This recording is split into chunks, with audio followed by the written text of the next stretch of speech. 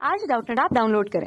Doubtnut पर अपने सभी गणित, रसायन विज्ञान, भौतिक विज्ञान और जीव विज्ञान के डाउट्स का करो सफाया। बस प्रश्न की फोटो खींचो, एक ही प्रश्न को क्रॉप करो और तुरंत वीडियो सोल्यूशन पाओ।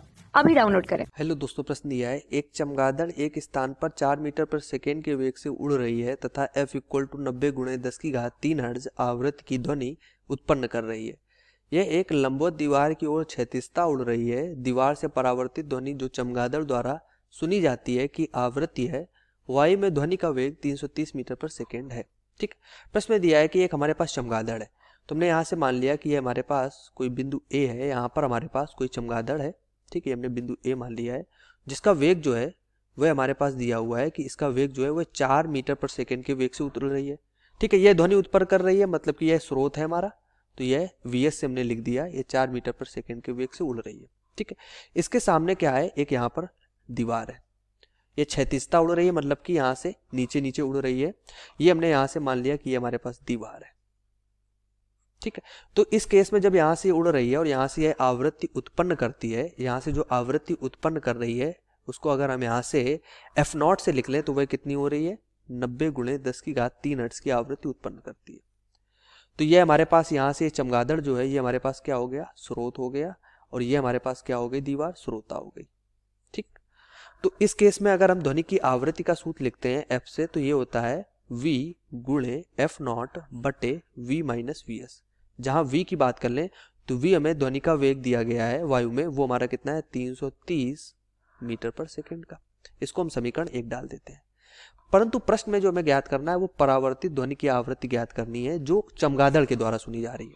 फिर क्या होती है, ध्वनि जब यहाँ से जाती है इस प्रकार से तो इस दीवार से लड़कर पुनः वापस होती है।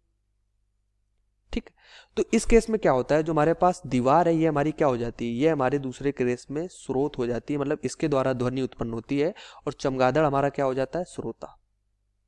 ठीक, इसको ध्वनि सुनाई देती है। तो इस ध्वनि की हमें आवृत्ति ज्ञात करनी है, तो उसको अगर हम यहाँ से f डैश से लिख दें तो यहाँ से डापलर के सूत्र से हम लिख सकते हैं f dash equal to f, ये हो जाता है v प्लस vs, मतलब कि v हमारे पास ध्वनि का वेग और vs हमारे पास जो हमारे पास स्रोत है उसका वेग, और बटे में हो जाता है v।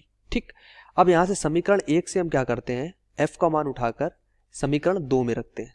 ठीक, समीकरण 1 से, ठीक, यहाँ से हम क्या करते हैं, मान उठाते हैं और इसमें रखते हैं, तो v से v हमारा जब कैंसिल हो जाएगा तो ये बचेगा हमारे पास f0 v प्लस vs, और बटे में हो जाता है v माइनस vs। अब यहाँ पर हम मान रखते हैं, हमें f डैश की गणना करनी है। f0 हमें ज्ञात है कि 90 गुणे 10 की घात 3 है।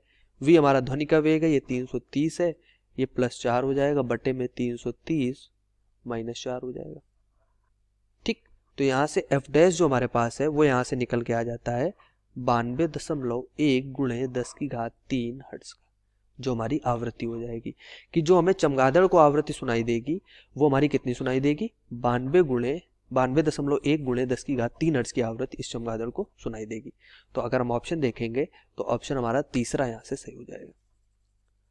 ठीक है, धन्यवाद।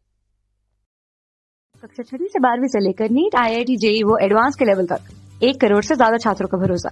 आज ही डाउनलोड करें डाउटनेट ऐप या व्हाट्सएप करें अपने सारे डाउट्स 8400 400 400 पर।